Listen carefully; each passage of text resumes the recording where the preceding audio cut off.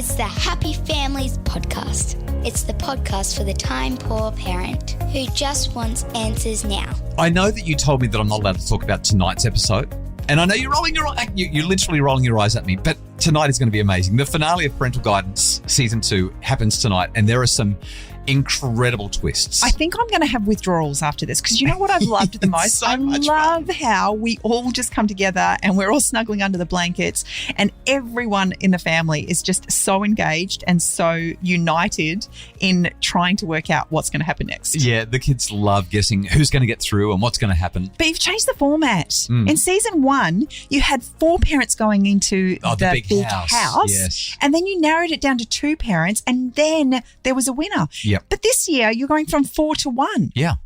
That's okay. It's so unfair. Just watch the finale. You're going to love it. And there's some twists that will blow your mind. Well, you said that, but I can't think what other twists you're going to put in there. You just wait and watch. We don't actually do it. The families do it. Oh. You just wait and watch. Anyway, is there a boycott? We are not going to talk about it other than to say that tonight is big. We have to talk about last night, episode 6 of Parental Guidance on Channel 9, 7:30 last night, 7:30 tonight for the finale. Last night there were 2 things that we've agreed need to be discussed. The first thing that we're going to talk about is the ice cream challenge. Here's $50. Go and buy your ice cream from the ice cream store. Enjoy it. All right, we're going to let you go in and get some ice cream. Yeah. You can get whatever you want, no restrictions. Time for sugar rush. And challenge number 2, leaving the kids in the city and telling them to find their way home when we're talking about 9-year-olds. Bye. Bye. We love you, mate. Bye, bud. Our kids are not scared of the world. Our kids will take the world on head on. Wait, am I going the wrong way? So our 9-year-old, as we were watching this, she literally cuddled into me and she said, please don't ever make me do that. Right. she really held on. Yeah. She was like, don't do that to me. Normally she's jumping at the bit going, can we try that challenge? She didn't like that one at all. No. Let's talk about the ice cream challenge. The idea was we're going to flick you a 50, go and buy some ice cream. So this had an element of unfairness in it, if I'm going to be truthful. Yeah. You've got families who've got 1 child and they're walking in with $50 and Yes. families that have got 3 children walking Yes. in with the same $50. Do you know what? You can still get more than enough ice cream. I understand that. For 3 kids. But it changes the dynamics of your thought processing. Really? If you're sharing a $50 note between 3 people, That's still more ice cream than you can it possibly is eat still in an more ice afternoon. cream. But if you have $50 and it's just yours, It's pretty extravagant. that's a totally different. Okay, let's be clear. This is scenario. not a challenge about what the kids choose to do. This is a challenge about how the parents guide their kids and use this as a teachable moment. I want to start off with the highlight for me, and that was Chris and Philippa, the slow parents. I think with slow parenting, we try and allow our kids some autonomy in making decisions depending on what the situation is. Let's go see what ice creams they've got. $50 is a lot of money, but I just thought that they would get what they want and hopefully figure out with themselves, check in with themselves how hungry they were. That was your highlight? I loved how they just said, we're going to let natural consequences roll out. In other words, we're not going to impose anything on the kids. They are going to eat too much ice cream because as if they're not going to do that, they're kids. And we're going to just ask them to pay attention to their body. Oh my goodness, John, did you get 3 flavours? What'd you get? If I was choosing the ice cream, then yeah, I would have got 1 scoop because I knew, that it might not feel so great in their body afterwards. You might need some courtesy licks there, Ace. But I was happy for them to figure that out for themselves and then they learn the lesson rather than mum just telling them, do or don't do that. Are you happy with your choices? Yeah. Yeah. This was probably a really good teaching moment because it taught them to tune back into their bodies and realise, what those sort of natural consequences are of indulging. At the time it seems good, but then afterwards it's like maybe a little too much. My tummy is the same. Is your tummy full and sore too? Oh, I know. We've got to listen to our bodies, don't we? Should we go find a bathroom? To me, that's great parenting. Brilliant. Because- Absolutely brilliant. Because the parents have just said, this is an opportunity for you to learn about how your body responds to this stuff. What will you do next time you're given $50 to spend on ice cream? I think so often as parents, we feel like we actually have to impose natural consequences. You can't impose natural consequences. But that's the conversation, right? Right. And yet the natural consequence is you eat too much sugar, you're actually going to feel sick. Right. Whether it's a headache or a tummy ache or just feeling lethargic and wanting to go to bed. Yeah. Like you are going to experience a consequence. And the opportunity we as parents have is to allow our children to experience that. I did say that Chris and Philippa and their slow parenting style was my highlight. Yeah, I did question you on it. You did. There is another one, but I'm going to get to that in a minute. Let's talk about the road school parents and their approach to guiding their children into what they decided to purchase with their $50 for ice cream. Skip, what are you thinking? I thought, no. I'm not pushing you, but what the boys are going to have a single. Okay, guys, you right there? We're going to start, please, with a hedgehog cone. Yep, double one, triple one. What do you think? Double. We've had a little bit of dissent in this season with parents not actually cooperating with the challenges the way they've been designed. Yeah. So this was a little bit confronting to watch, recognising instantly these parents did not leave these kids' side. No. They were in their ear the whole time. Yep.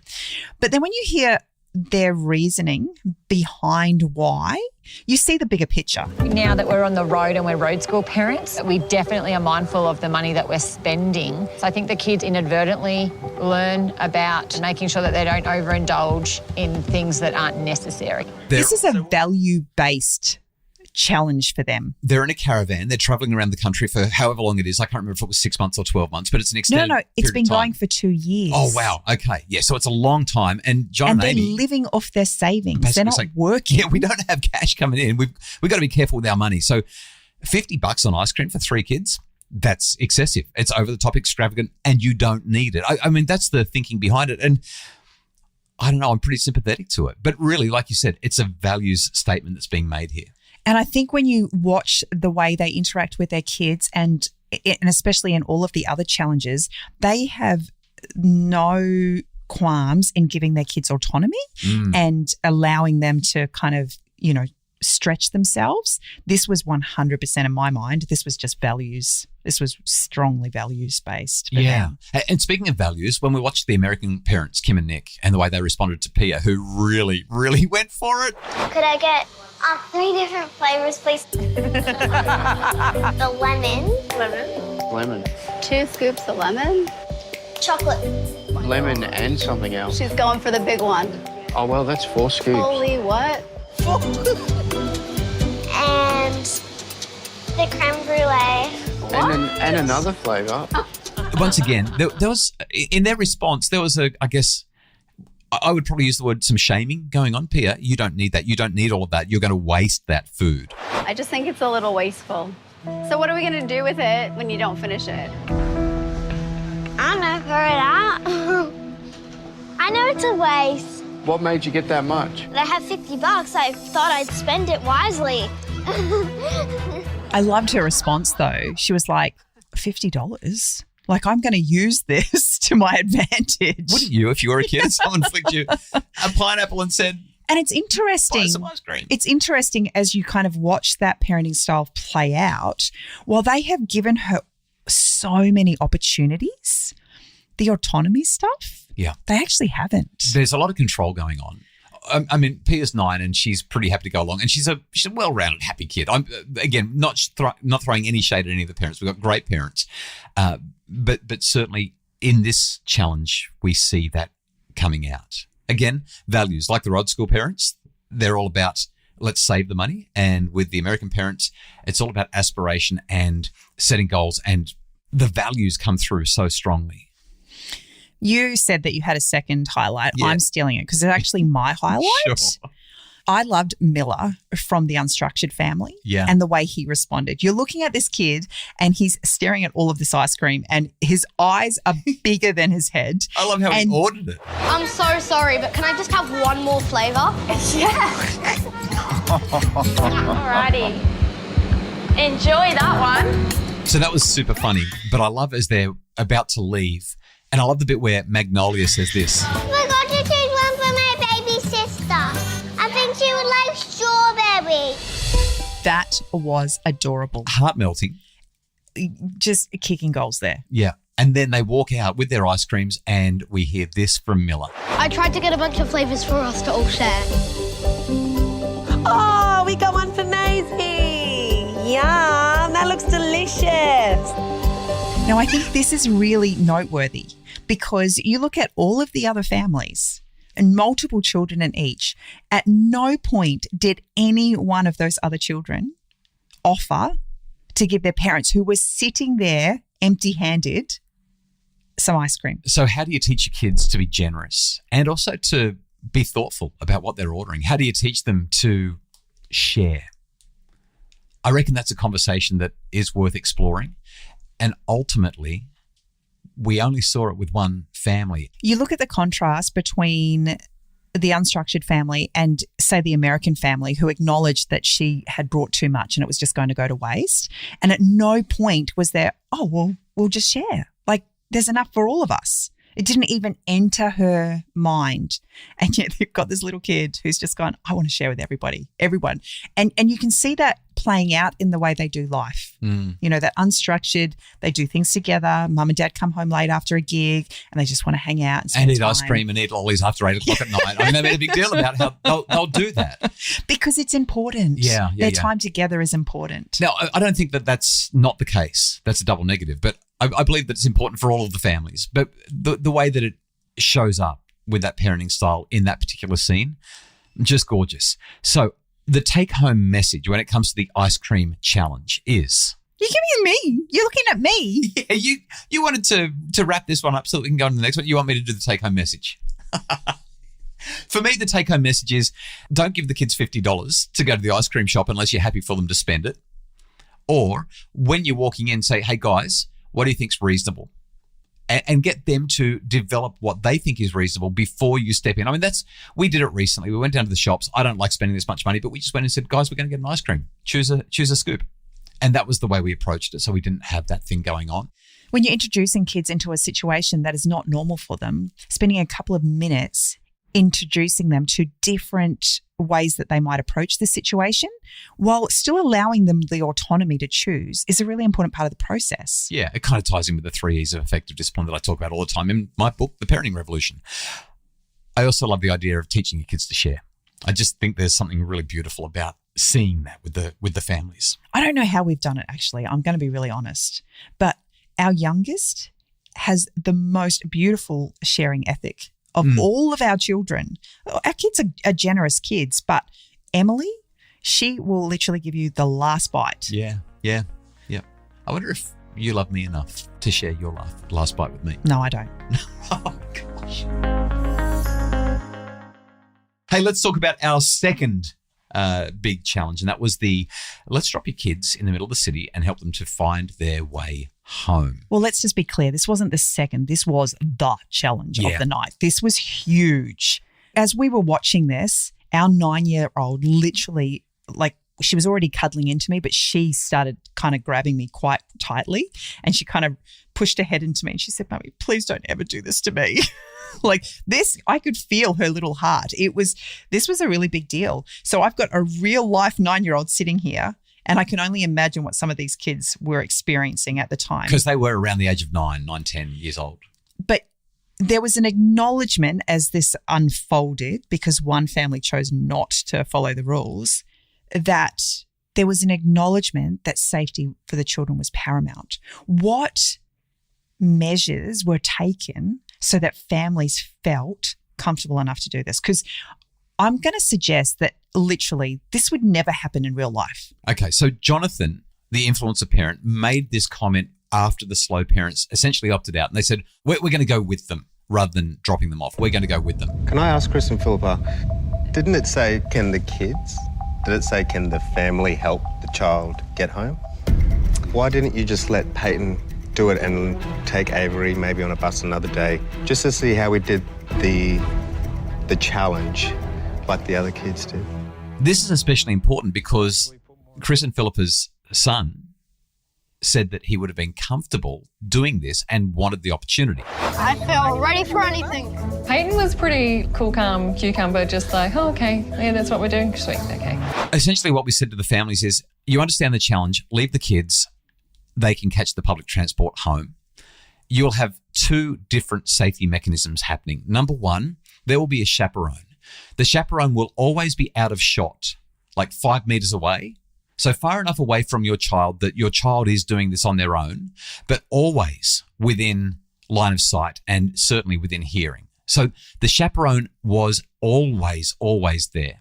And the kids knew this. The kids knew that the chaperone was there, but they were also encouraged to not talk to the chaperone, but to try really hard to do it on their own. In addition to the chaperone, there were cameras on the kids at all times. There was at least one camera following the kids at all times. They must have been close enough because you got audio of what the kids were saying. Oh, the kids are mic'd up, yeah. And so you've got to have the cameraman close enough for the signal to work. So the kids were safe. And that's why what Jonathan said was so important. Now, I love what Chris and Philippa have done with their family, and I love their slow parenting approach. It really resonates, and I wish I could be more like them in so many ways. But Jonathan was right in that we've got to let our kids experience independence. And we've got a kid here who's saying, yeah, I would have liked to have had that opportunity. I think that his acknowledgement that if there was ever a time that you could let your kids have this autonomy, this sense of autonomy, it's now. Yeah. You are never, ever going to be in a position again where you're going to have cameramen watching their every move, a chaperone. You will never get that opportunity again. And this could have been an opportunity for empowerment for the entire family, not just the kid. And so this is really tricky because Chris and Philippa are clearly beautiful parents who love their kids and are doing a stellar job.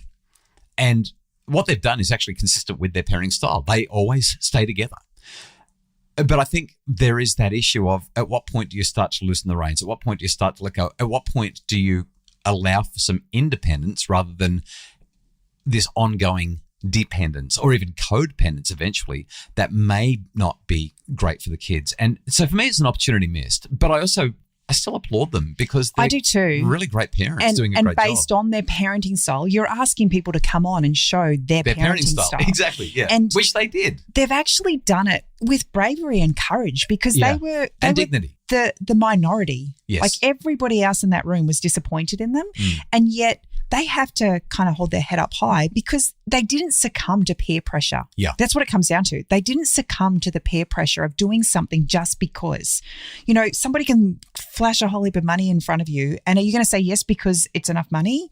Or are you going to stand your ground because this is how we do things? Yeah, these are our values. So applaud them for that. From a parenting expert point of view, I think that it would have been good for the kids to have those independent moments.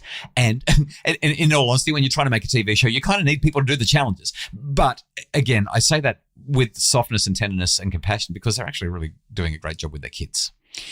If you look at, again, just the conversation we had previously about induction, this is not something they had ever done with their children in any way, shape or form. So the approach that they took was actually kind of like an induction process.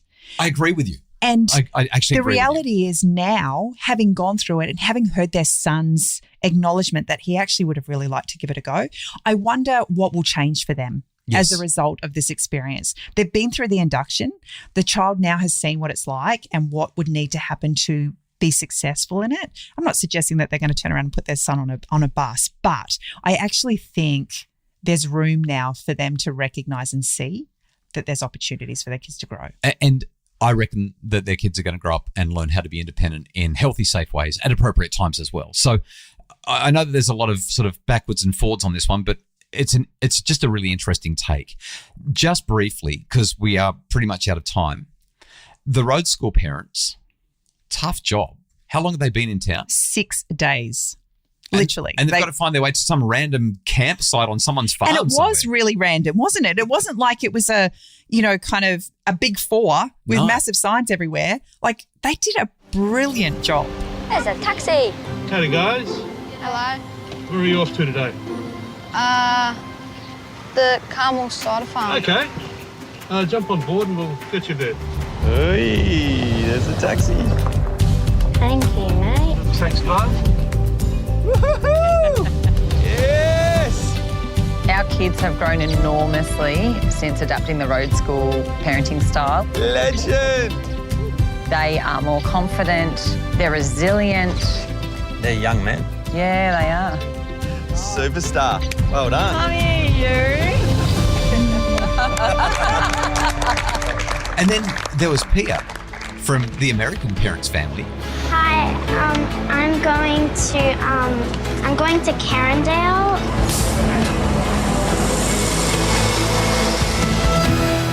Catching a bus from the Brisbane CBD to Carindale, that's a long way for a 9-year-old who's never been on public transport, never had to catch buses, doesn't even know where she's going. Like, whoa. And if you put this into context, you've got kids that, have only been in a place for 6 days. But the reality is how many 9-year-olds are hanging out in the CBD? And then catching a bus all the way home to Carindale. It kind of, in some ways, is quite irrelevant. Yes. Because most families living in the burbs stay in the burbs. The kids aren't hanging out in these places. So for them, it's a foreign place to start with. And as an only child to be doing that on her own. And you could see the discomfort. You could see the discomfort. And even the way she was talking to herself the whole way through, she had no idea where she was going. But oh my goodness, what a confidence booster for her to actually get through it. So much. I've got goosebumps as you're even talking about. I was so proud of, and the way the whole family did it again. This is where that American style really shone. It was fantastic to watch. Got to talk about Miller. Melody and Michael, our unstructured parents, and their little guy. Now, he's neurodiverse. He's like, I've got to catch the 555. Hang on, 555. No, I think I should write it on my arm. He was brilliant. And then to have that little pit stop. Can I get a Big Mac, please? I've got to get a Big Mac. But then he left it behind. And you know what? I'm going to applaud him every step of the way, because how many kids would actually be aware enough to keep an eye on the bus while they waited for the order? Would you not be sidetracked enough that you're thinking, I've just got to wait for this? Because I think I would be. Kylie, there's also more to the story. So Miller just kind of hung out in the city. Like he missed the first 2 or 3 buses. Oh, no. Because he was just enjoying walking around the city. And then he's ordered the Big Mac and then he's gone, I really need to catch that bus. No wonder they were freaking out at the other end. Why did they not show that? That would have been brilliant. I guess you can only fit so much into the edit, but really. There's time lapse. But he did such a great job. Missed out on the Big Mac. I hope that his parents bought him one afterwards for doing such a great job. I love this show and I love the conversations. I love the activities. I love the challenges. I love what it teaches us. I guess the one thing that I would say about this Find Your Way Home activity is, number one, I don't think that it's wise for people who live 30, 40, 50 minutes out of the city to encourage their 9-year-olds to catch public transport on their own. This was a one-off because of the circumstances that the TV show permits.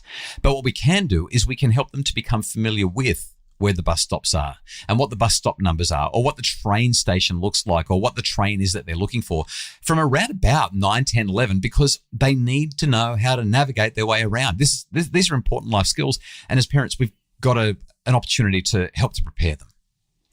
One of the things that I used to love doing when I was younger was using the Refidex and telling my parents how to get home. The Refidex? You mean the UBD? It was called the Refidex, thank you. We had a UBD. Maybe it's the same thing. It is the same thing. I'm going to Google it. Maybe they're just different brands of the same thing. So I've just Googled right now. When the UBD came out in the early 1960s in colour, the Refidex was dead. Subsequently, UBD resurrected or bought the brand name and added it as a secondary title to the Brisbane directory. That's why you think it's a Refidex, because you were brought up in Brisbane and they had a Refidex in Brisbane, but it was UBD everywhere else. Okay, there we go. I was going to say, I'm not that old. No, not from the 1960s. Anyway, your point was it's nice to sit in the car with the map. And so my parents would, well, my dad specifically, would let me read the Refidex and tell him how to get home. So we don't have those anymore. But even just getting the kids to direct you to get from school to home. How many times I've taken other children home to their house and thought, I'll just rely on their instructions to get me to their house, because they go there all the time. Yes. And they can't get me there. Great point. So just, those little things is so important for our kids to recognize their surroundings and understand where they are and how they fit into the big world. Even without a map. Just, hey kids, here's where we are. I want you to get me home today. You're driving out of the shopping centre car park. Do I turn left or right? That kind of thing. It forces the kids to become aware of their surroundings. so much fun out of this TV show. I love the conversations. Tonight, like I said, the finale, you don't want to miss it. Can't wait to talk about it tomorrow. The Happy Families podcast is produced by Justin Rollon from Bridge Media. Craig Bruce is our executive producer. And if you want more info about making your family happier, check out my new book, The Parenting Revolution. It's in store everywhere or online. Or visit us at happyfamilies.com.au.